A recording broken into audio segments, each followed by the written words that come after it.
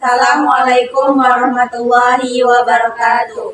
Kami dari kelompok 1 akan menjelaskan materi tentang pengertian ilmu pemerintahan. Sebelum itu kami akan memperkenalkan diri dengan saya sendiri, Tiara Irwanti Putri dengan NIM 2401111620.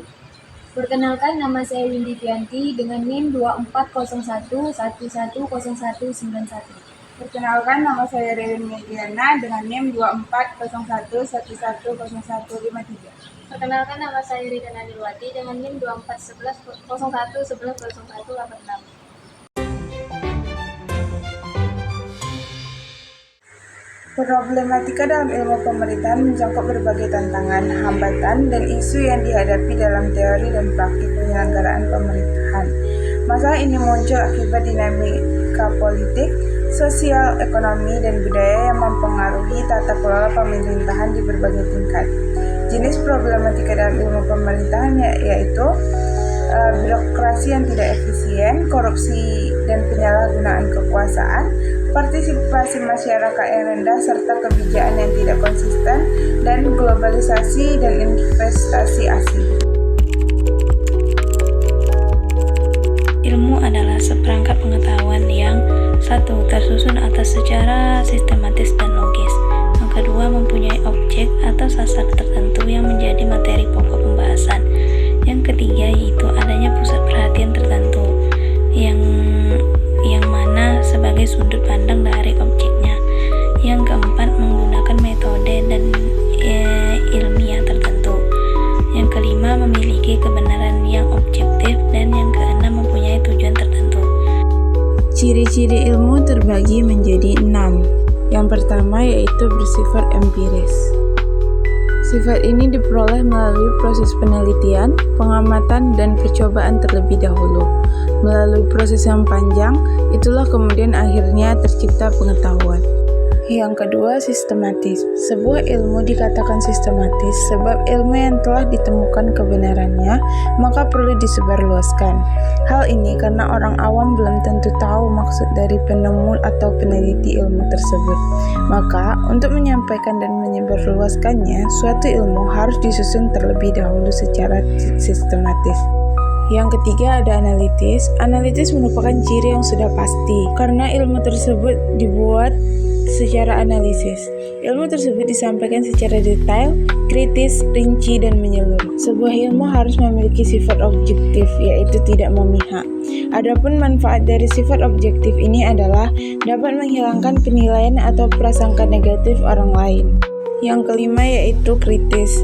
Ilmu dikatakan kritis. Hal ini jika sebuah teori tak lagi ditemukan dengan teori definitif, jadi sifat kritis tersebut sebagai bentuk hubungan teori dengan kasus yang sedang terjadi. Yang keenam ada logis. Ilmu juga harus bersifat logis, yaitu ilmu pengetahuan diperoleh dengan cara metodologi penelitian, serta disusun secara logis. Hal ini bertujuan untuk mencapai solusi dan pesan secara keseluruhan. Makna pengetahuan atau knowledge. Makna pengetahuan ini adalah segala sesuatu yang kita tahu melalui penangkapan panca indera, yaitu bisa melalui mata, lengan, lidah, tangan, telinga, dan juga hidung. Baiklah, saya akan menjelaskan apa itu teori.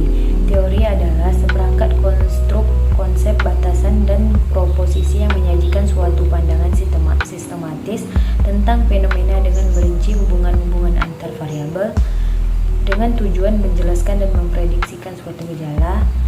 Yang kedua, teori adalah alat dari ilmu sebagai formulasi dari fakta-fakta. Konseptualisasi teori pemerintahan adalah pemahaman dasar yang digunakan untuk mewujudkan penyelenggaraan pemerintahan yang baik, bersih, dan berwibawa.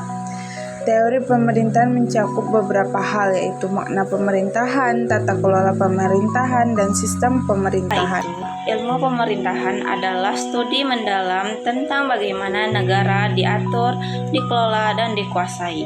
Ini mencakup segala hal mulai dari bagaimana keputusan politik dibuat, bagaimana struktur pemerintahan bekerja, hingga bagaimana pemerintah berinteraksi dengan masyarakat.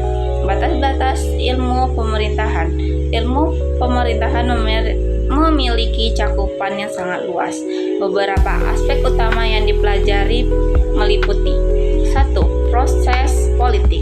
Bagaimana partai politik terbentuk, bagaimana pemilihan umum berlangsung, dan bagaimana kebijakan politik dibentuk. 2. Struktur pemerintahan. Bagaimana lembaga-lembaga pemerintahan seperti legislatif, eksekutif, dan yudikatif bekerja, dan bagaimana hubungan antara pusat dan daerah. 3. Kebijakan publik. Proses pembuatan, pelaksanaan, dan evaluasi kebijakan pemerintah. 4.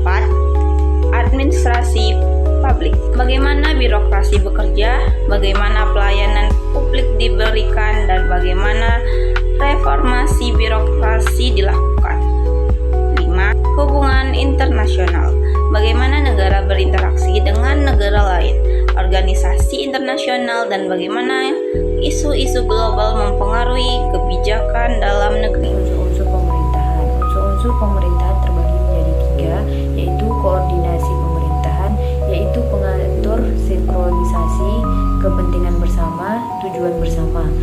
Yang kedua yaitu kepemimpinan pemerintahan, yaitu kemampuan menggerakkan situasi dan kondisi. Yang ketiga adalah hubungan pemerintahan, yaitu antar lembaga, antar departemen, pusat dan daerah yang diperintah dan memerintah. Jadi, ilmu pemerintahan adalah ilmu yang mempelajari struktur umum mengenai pemerintahan yang di dalamnya terdapat unsur-unsur pemerintahan seperti koordinasi pemerintahan, kepemimpinan pemerintahan, dan hubungan pemerintahan. Rekomendasi dalam ilmu pemerintahan merujuk pada saran atau usulan yang diberikan untuk mendukung proses pengambilan keputusan dalam penyelenggaraan pemerintahan.